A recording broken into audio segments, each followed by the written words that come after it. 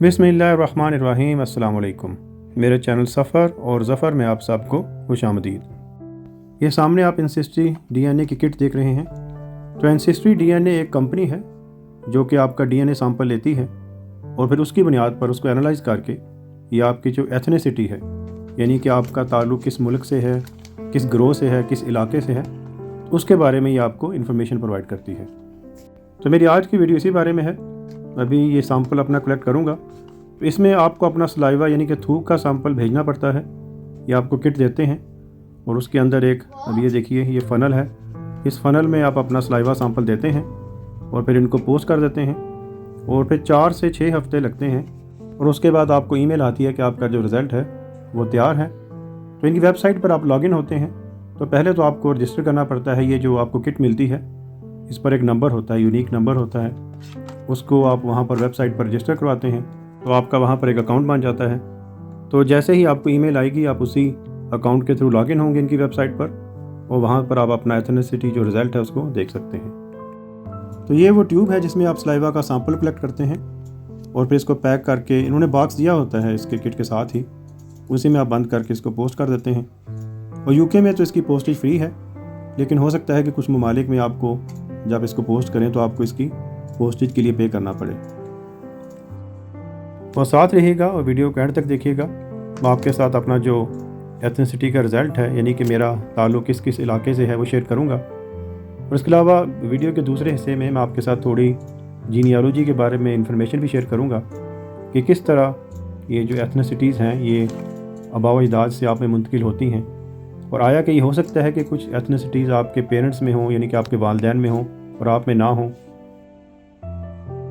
इसके अलावा ये जो एथनिसिटी रिज़ल्ट्स होते हैं, क्या इससे आप अपने जो आबाओ अजदाद हैं उनके कदीम वतन के बारे में जान सकते हैं कि उन्होंने कहाँ से हिजरत की और क्या वो हमेशा से इसी इलाके में आबाद रहे हैं। इसके अलावा मैं आपको हैप्लोग्रुप्स के बारे में भी बताऊँगा कि वो क्या चीज़ हैं और किस तरह उसके थ्रू हम अपने जो सदियों पुराने एंसेस्टर्स हैं, आबाओ अजदाद हैं, उनके बारे में जान सकते हैं। तो इन तमाम चीज़ों के बारे में मैं आपको ब्रीफली बताऊँगा। और सबसे अहम बात जो है वो ये है कि तमाम इंसान जो है वो बराबर हैं। हमारा मज़हब भी हमें यही तालीम देता है और जदीद जो साइंस है इससे भी यही साबित होता है कि तमाम जो इंसान हैं उनका ओरिजिन एक ही है। जितनी भी ये एथनिसिटीज़ हैं या आपकी कौमें हैं, अपने रेस पर, अपने नस्ल पर आप फ़ख्र कर सकते हैं, लेकिन ये आप नहीं कर सकते कि इसकी बुनियाद पर आप किसी दूसरी नस्ल को, दूसरी रेस को अपने से कमतर समझें। तो जनाब, आज सुबह ही मुझे ये ईमेल मौसूल हुई है कि एंसेस्ट्री डीएनए में मेरा जो सैंपल था वो प्रोसेस हो गया है और रिज़ल्ट्स जो हैं वो उन्होंने कंपाइल कर लिए हैं। तो उनकी वेबसाइट पर जाकर मैं भी रिज़ल्ट्स देख सकता हूँ। तो जब इनको सैंपल आप भेजते हैं तो ये आप देख सकते हैं कि पूरा प्रोसेस जो है वो ये आपको वक्तन फ़वक्तन बताते रहते हैं। एंसेस्ट्री डीएनए के अलावा भी कई कंपनीज़ हैं जैसे कि 23andMe, फैमिली ट्री डीएनए, इसके अलावा माई हेरिटेज, जो कि आपका डीएनए सैंपल लेकर आपकी एथनिसिटी कैलकुलेट करती हैं। लेकिन एंसेस्ट्री डीएनए की सबसे अच्छी बात यह है कि इनके पास बहुत ज़्यादा बड़ी तादाद में सैंपल्स मौजूद हैं। तो इनके मुताबिक इनके पास तकरीबन 22 मिलियन से ज़्यादा सैंपल्स हैं। जितने ज़्यादा सैंपल्स होंगे आपका रिज़ल्ट उतना ही एक्यूरेट होगा। मेरा अपना ताल्लुक़ लाहौर, पंजाब, पाकिस्तान से है, लेकिन मेरे जो एंसेस्टर्स हैं उनका ताल्लुक़ एक थोड़े फासले पर एक इलाका है, शकरगढ़, वहाँ से है। और कुछ मेरे एंसेस्टर यानी कि मेरी दादी जो थी उनका ताल्लुक़ जो इंडियन साइड वाला कश्मीर है वहाँ से है। तो मेरा अपना गैस ये है कि यही होगा कि पाकिस्तान से ज़्यादातर ताल्लुक़ होगा, नॉर्दर्न इंडियन रीजन से, और हो सकता है सेंट्रल एशियन रीजन से भी थोड़ा बहुत हो। तो ये देखिए, तो ये है डीएनए स्टोरी एथनिसिटी एस्टीमेट। तो इसके मुताबिक 81% नॉर्दर्न इंडियन है, 16% जो है वो साउदर्न इंडियन है और एक जो है अदर रीजन है, यानी कि इसके अलावा भी कोई रीजन है। तो मेरा ख्याल है ये सेंट्रल एशिया का ही होगा, अभी देखते हैं। तो नॉर्दर्न इंडिया में हो सकता है कि पाकिस्तान हो, इसके अलावा इंडिया का जो नॉर्दर्न पार्ट है वो हो, और साउदर्न इंडिया में तो ज़ाहिर है कि जो साउथ वाले एरिया हैं इंडिया के वो होंगे। और ये वन रीजन है, ये मेरा ख्याल है कि ये सेंट्रल एशिया का रीजन होगा, क्योंकि इस रीजन से, यानी कि सेंट्रल एशिया के रीजन से ज़माने कदीम से ही काफ़ी ज़्यादा माइग्रेशन इंडिया की जानिब हुई हैं, जिनमें से मशहूर जो है वो आर्यन माइग्रेशन है। तो आइए अभी इन रिज़ल्ट्स को इन डिटेल देखते हैं। और ख़ास तौर पर मुझे ये इंटरेस्ट है कि ये जो वन रीजन है जो यहाँ पर शो नहीं हो रहा वो क्या है। तो ये देखें जनाब, ये है नॉर्दर्न इंडिया, साउदर्न इंडिया और सेंट्रल एशिया।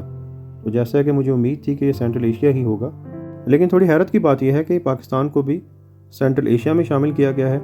ये आप देखिए काफ़ी ज़्यादा वैसे ओवरलैपिंग रीजन्स हैं और ये आम तौर पर पाकिस्तान को जो है वो یہ انڈین سب کنٹیننٹ میں ہی شامل کیا جاتا ہے. تو بھی ذرا ان ڈیٹیل دیکھتے ہیں کہ یہ ناردرن انڈیا یہاں پر کیا ہے. تو یہ لکھا ہوا ہے کہ پرائمریلی جو یہ انڈیا ہی ہے، آلسو فاؤنڈ ان افغانستان، بنگلہ دیش، مالدیوز، پاکستان. تو ایتھنیسٹی 81% ہے. رینج کہہ سکتے ہیں کہ اس کی وہ 69 سے 100% بھی ہو سکتی ہے. یعنی کیونکہ یہ ان کا اسٹیمیٹ ہے 81%، انہوں نے بتایا ہوا ہے کہ آپ کی رینج جو ہے ہو سکتا ہے کہ آپ کا 69% ہو، مے بی 100% ہی ناردرن انڈین ہو. تو یہ رینج انہوں نے دی ہوئی ہے. اور بعد میں تھوڑا سا یہ جو ناردرن انڈیا کا ریجن ہے اس کے بارے میں تھوڑی انفارمیشن ہے. Indus Valley civilisation 3000 years old, اور باقی بھی کچھ انفارمیشن ہے. تو وہ آپ یہاں پر دیکھ سکتے ہیں کہ مینلی یہاں پر جو ریلیجن ہے وہ ہندو ہے، لیکن یہاں پر اس کے علاوہ مسلم، سکھ، پارسیز، جینز اور دوسرے جو مذاہب ہیں وہ بھی آباد ہیں. تو ابھی اس ایریا کو ذرا زوم کر کے دیکھتے ہیں. تو یہ دیکھیے، یہ ہے ہماچل پردیش، اور یہ ساتھ میں جو انڈین سائڈ کا پنجاب ہے وہ ایریا ہے. اور یہ آپ دیکھ سکتے ہیں کہ تھوڑا سا جو پاکستان کا ایریا ہے وہ بھی اس میں شامل کیا گیا ہے. اور خاص طور پر جہاں سے میرا تعلق ہے، یعنی کہ یہ شکر گڑھ، جہاں سے میرے آباء و اجداد ہیں، اور پھر ساتھ میں کچھ جو آباء و اجداد ہیں وہ جو انڈین سائڈ والی کشمیر ہے، کتھوا، تو وہ بھی اس میں جو ہے ایریا میں کور کیا گیا ہے. تو کافی حد تک یہ ایکوریٹ ہے، کیونکہ یہی وہ ریجن ہے جہاں سے میرے یعنی کہ پچھلے 300 سال تک آپ کہہ لیں کہ انسسٹر یہیں سے ہیں. تو اس لحاظ سے تو یہ کافی حد تک کریکٹ ہے. تو ابھی ذرا باقی ریجنز کی طرف چلتے ہیں. یہ ہے 16% ساؤدرن انڈیا. تو ساؤدرن انڈیا میں شامل ہے انڈیا، مالدیوز اور Sri Lanka. Also found in بنگلہ دیش، میانمار، نیپال، پاکستان. تو کہنے کا مطلب یہ ہے کہ مینلی تو اس میں یہ جو ساؤدرن انڈیا کے ریجن ہے وہ شامل ہیں، سری لنکا ہے، مالدیوز ہے. لیکن جو پاکستان، ناردرن انڈیا اور جو باقی ممالک ہیں وہاں پر بھی اس ایتھنسٹی کے لوگ جو ہیں وہ موجود ہو سکتے ہیں. اور پھر بعد میں یہ ساؤدرن انڈیا کی تھوڑی بہت جو ہسٹری ہے وہ بیان کی گئی ہے. تو میرے جو نون اینسسٹرز ہیں، جو میری اپنی معلومات ہیں، اس میں تو کسی کا تعلق ساؤدرن انڈیا سے نہیں ہے. تو 16% کافی بڑی پرسنٹیج ہے. تو اسے اندازہ تو یہی ہوتا ہے کہ 3 یا 4 نسلوں پہلے میرے اینسسٹرز میں کوئی شخص تھا جس کا تعلق ساؤتھ انڈیا سے تھا. تو ابھی یہ ہو بھی سکتا ہے، لیکن پرسنٹیج سے بالکل آپ ایگزیکٹ اندازہ نہیں لگا سکتے، کیونکہ آپس میں آپ دیکھیے کہ کزن میرجز ہوتی ہیں جو کہ ہمارے ہاں کافی زیادہ عام ہیں. تو کزن سے یہاں مراد بالکل کزن نہیں ہے. کزن سے مطلب یہ ہوتا ہے کہ کوئی بھی وہ شخص جس کا اور آپ کے جو انسسٹرز ہیں وہ ایک ہوں، چاہے کتنی بھی جنریشنز پہلے ہوں. اگر آپ کے انسسٹرز ایک ہیں تو آپ کزن ہی ہوں گے. تو اس لیے ایتھنسٹی پرسنٹیج سے یہ اندازہ لگانا بہت مشکل ہے کہ کتنی نسلیں پہلے کوئی شخص تھا جس کا تعلق اس ایتھنسٹی سے تھا. تو ابھی یہ 3 سے 4 جنریشنز بھی ہو سکتی ہیں، 8-9 جنریشنز بھی ہو سکتی ہیں.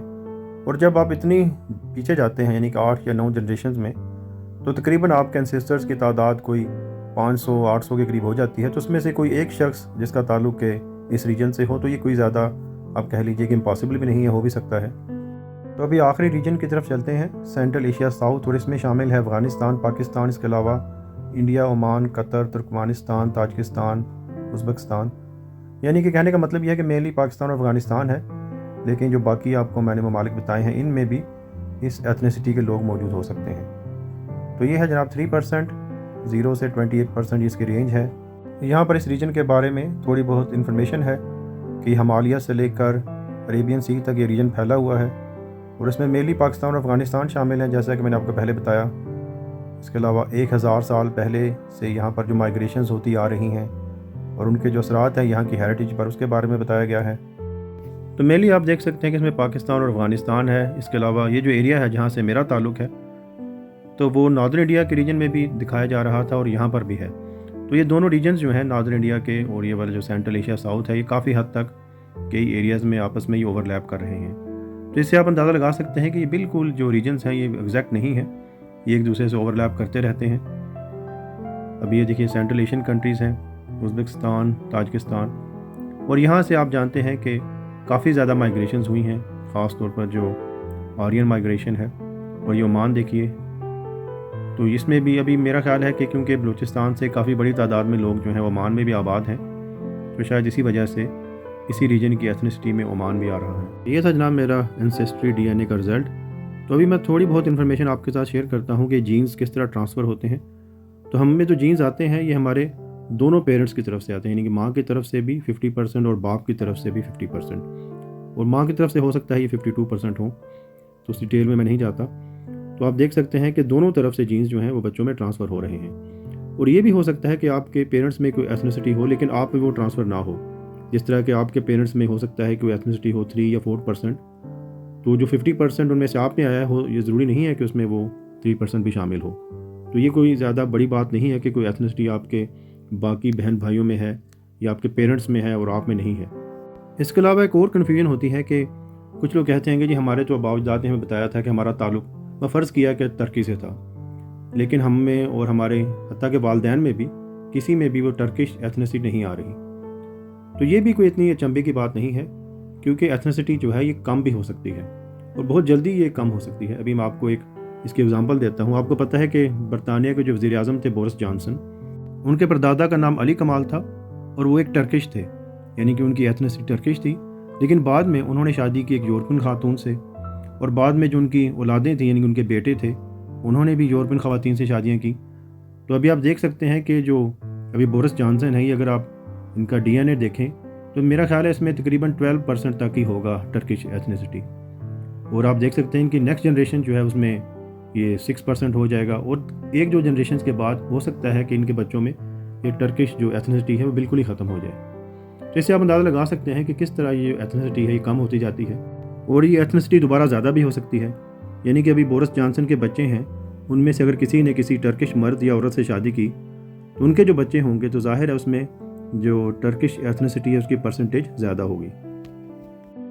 तो हमने देखा है कि जो एथनिसिटी के परसेंटेज है इससे आप बिल्कुल अपनी जो एंसेस्टर्स हैं उनके बारे में एग्जैक्ट अंदाज़ा नहीं लगा सकते। ये कम ज़्यादा होते रहते हैं कज़न मैरिजेस की वजह से, और इसके अलावा इसमें जो आपके दोनों तरफ के पेरेंट्स हैं, यानी कि आपके मदर की तरफ से, फादर की तरफ से भी तमाम एंसेस्टर जो हैं वो इसमें कंट्रीब्यूट करते हैं। तो अगर आप 200-300 साल पीछे ही जाएँ तो 200-300 साल में तकरीबन कोई एवरेज जो 12 जनरेशन्स बनती हैं, उसमें ही आप देखेंगे कि आपके जो एंसेस्टर्स हैं उसकी तादाद तकरीबन कोई 5 से 8 हज़ार तक हो जाएगी। अभी सवाल ये पैदा होता है कि कोई ऐसा भी टूल है जिसके थ्रू आप बिल्कुल एग्जैक्ट अपने नस्ब का, अपनी रेस का, अपने एंसेस्टर्स का, और ख़ास तौर पर क्योंकि नस्ब आम तौर पर आपके फादर की तरफ से ही चलता है, तो उसके बारे में कोई एग्जैक्ट अंदाज़ा आप लगा सकें, तो वहाँ पर आता है जी कंसेप्ट हैप्लो ग्रुप्स का। हैप्लो ग्रुप्स की डिटेल में जाने से पहले मैं थोड़ा बहुत आपको ये क्रोमोसोम्स के बारे में बताना चाहूँगा ताकि आपको समझने में फिर आसानी हो। तो हम में 23 पेयर्स ऑफ क्रोमोसोम्स होते हैं। 22 जो है उनको ऑटोसोम्स कहते हैं, और एक जो पेयर ऑफ क्रोमोसोम है उसको सेक्स क्रोमोसोम कहते हैं। और यही वो सेक्स क्रोमोसोम है जिसकी बुनियाद पर जिन्स का तयन होता है, यानी कि कोई मर्द है या कि औरत है। जो ख़वातीन हैं उनमें ये सेक्स क्रोमोसोम X और X होगा, और जो मर्द हजरात हैं उनमें ये होता है X और Y। तो यहीं से फिर जीनियालॉजी का एक बहुत ही अहम कंसेप्ट जन्म लेता है जिसको कहते हैं हैप्लो ग्रुप। और जो मर्द हजरात होते हैं उनमें 2 हैप्लो ग्रुप्स होते हैं, पैटर्नल और मैटरनल, यानी कि माँ और बाप दोनों की तरफ से उसे एक हैप्लो ग्रुप मिलता है। जो ख़वातीन होती हैं उनमें सिर्फ एक हैप्लो ग्रुप होता है जो कि सिर्फ मैटरनल होता है। लेकिन यहाँ पर मैं फोकस करूँगा सिर्फ पैटर्नल हैप्लो ग्रुप पे, यानी कि वो हैप्लो ग्रुप जो कि मर्द हजरात में उनके बाप की तरफ से आता है। तो ये जो वाई क्रोमोसोम होता है इसमें मुख्तलिफ निशानियाँ होती हैं, मार्कर्स होते हैं, और उन्हीं की बुनियाद पर फिर मुख्तलिफ जो है हैप्लो ग्रुप्स बनाए गए हैं। और अभी आपके जहन में ये सवाल पैदा होगा कि अगर ये वाई क्रोमोसोम आपके बाप की तरफ से आना है फिर उसके बाप की तरफ से, तो फिर तो तमाम जो मर्द हजरात हैं उनका हैप्लो ग्रुप एक ही होना चाहिए। लेकिन ऐसा नहीं है, और उसकी वजह ये है कि म्यूटेशन एक अमल है जिसकी वजह से आपके जो जीन्स हैं उनमें वक्तन फ़वक्तन तब्दीलियाँ आती रहती हैं। लेकिन ये तब्दीली ऐसी नहीं है कि कोई एक 2 जनरेशन में आ जाए, इसके लिए हज़ारों साल दरकार होते हैं। आपका जो पैटर्नल हैप्लो ग्रुप है वो वही होगा जो आपके वालिद का था, या फिर आज से कोई 2500, 3000, इवन के 5000 साल पहले तक आपके एंसेस्टर्स का था। तो इन्हीं हैप्लो ग्रुप से फिर इनकी माइग्रेशन से आप अपने एग्जैक्ट जो एंसेस्टर्स हैं उनके बारे में जान सकते हैं। ये आप देख सकते हैं कि हैप्लो ग्रुप किस तरह जो हैं वो म्यूट होते हुए मुख्तलिफ हैप्लो ग्रुप्स बनते जाते हैं।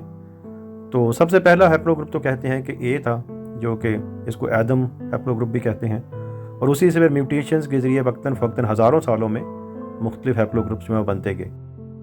तो ये पैटर्नल हैप्लो ग्रुप है, यानी कि आपके बाप की तरफ से ट्रांसफ़र होने वाला हैप्लो ग्रुप। एक बहुत इंपॉर्टेंट टूल है, इसकी मदद से आप अपनी एंसेस्ट्री को ट्रेस कर सकते हैं। एंसेस्ट्री DNA सिर्फ आपको आपकी एथनिसिटी बताती है या आपको आपका हैप्लो ग्रुप जो है वो नहीं बताती।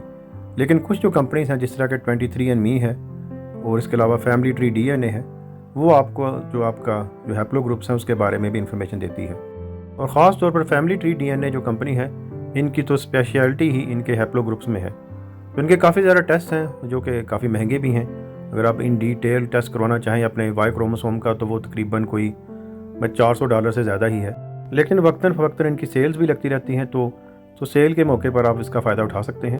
तो ये आप देख सकते हैं हैप्लो ग्रुप ए जो है ये पहला हैप्लो ग्रुप था, एडम हैप्लो ग्रुप इसे कहते हैं। और फिर ये मैं आपके सामने जो स्क्रीन पर दिखा रहा हूँ ये जो आर हैप्लो ग्रुप है उसके मुख्तलिफ माइग्रेशन रूट्स आप देख सकते हैं, ए से शुरू होकर फिर जिस तरह वो डिस्ट्रीब्यूट होता गया पूरी दुनिया में।